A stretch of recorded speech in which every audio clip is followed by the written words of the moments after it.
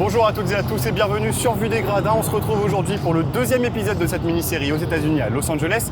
Je suis actuellement à la Crypto.com Arena dans le quartier de Downtown LA, ce berceau du basketball, l'antre des Los Angeles Lakers, l'ancienne aussi maison des Clippers, un lieu rempli d'histoire que je vous propose de découvrir ensemble. Mais d'abord parlons un peu du quartier de Downtown. À l'opposé des quartiers de Venice et de Santa Monica, le centre-ville de Los Angeles se veut bien plus urbanisé que les autres quartiers de la ville. Ici, musées, galeries d'art et restaurants branchés se perdent entre les immenses buildings. Ce coin de la ville n'est pas forcément le lieu de prédilection des touristes à cause de certaines zones très précaires et malheureusement parfois dangereuses, comme le coin de Skid Row, un endroit très défavorisé que je vous déconseille fortement de visiter, surtout la nuit. Cependant, se balader dans les rues à Downtown est très agréable. Ici, la ville rend hommage à ses sportifs en affichant de nombreux tags aux dimensions XXL, comme ceux que vous pouvez croiser en vous rendant à la Crypto.com Arena. Kobe Bryant, légende des Lakers décédé tragiquement dans un accident d'hélicoptère, est lui aussi très présent dans la ville. Un hommage lui est d'ailleurs rendu sur une fresque le représentant lui, sa fille et ses coéquipières, elles aussi victimes dans l'accident. Et vous verrez que cet hommage n'est pas le seul, mais on y reviendra plus tard. En avançant un peu, on découvre enfin la Crypto Arena. Il nous faut faire quelques mètres pour la contourner et découvrir l'endroit qui nous intéresse, l'entrée du stade où se trouve une multitude de statues imposantes à l'effigie des plus grandes légendes de la ville. On est donc rapidement accueilli par Kareem Abdul-Jabbar en plein skyhook, ce shoot qu'il a lui-même inventé. Kareem Abdul-Jabbar, c'est 6 titres de MVP et la seconde place en termes de points marqués en NBA, derrière LeBron James, avec 38 387 points marqués tout au long de sa carrière. À sa droite, Magic Johnson, l'emblématique meneur des Lakers, 5 fois champion NBA, 3 titres de MVP des finales et 3 titres de MVP de la saison régulière. Il a révolutionné le basket avec son style de jeu flashy et ses passes délirantes. Il est aussi le plus grand rival de Larry Bird, légende des Celtics de Boston.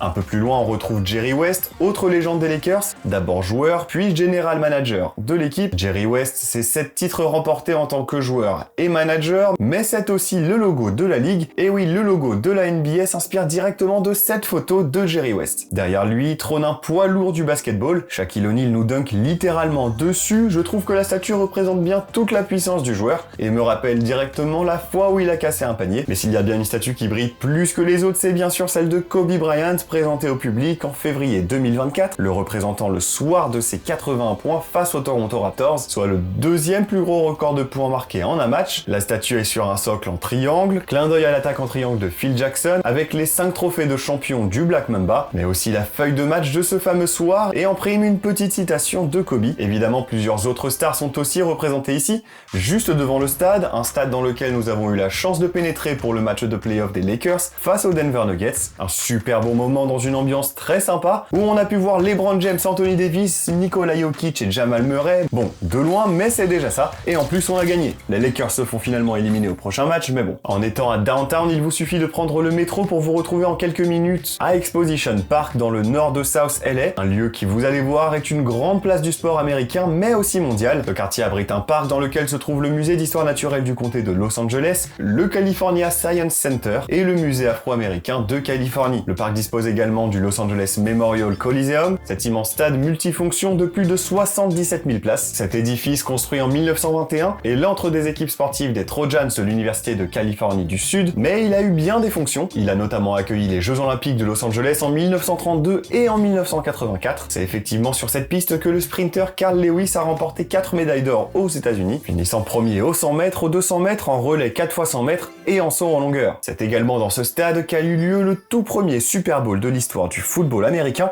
en 1967. Un peu plus au sud se trouve le BMO Stadium, le stade de foot du Los Angeles FC, qui peut accueillir jusqu'à 22 000 personnes. La ville de Los Angeles dispose donc d'installations sportives XXL à l'image de ces deux stades, des installations qui serviront lors des JO de 2028, puisque c'est à Los Angeles que se déroulera la 34e édition des Jeux. Los Angeles est donc particulièrement attaché à ses sportifs, et la ville leur rend hommage. Le sport semble présent quasiment partout ici, jusque dans les universités. Ça tombe bien, on en parle dans le prochain épisode. En attendant, abonne-toi si tu aimes ce genre de contenu et mets en commentaire ce que tu as pensé de la vidéo. J'essaye de répondre à tout le monde. C'était Guillaume, je vous dis à très vite sur Vue des Gradins.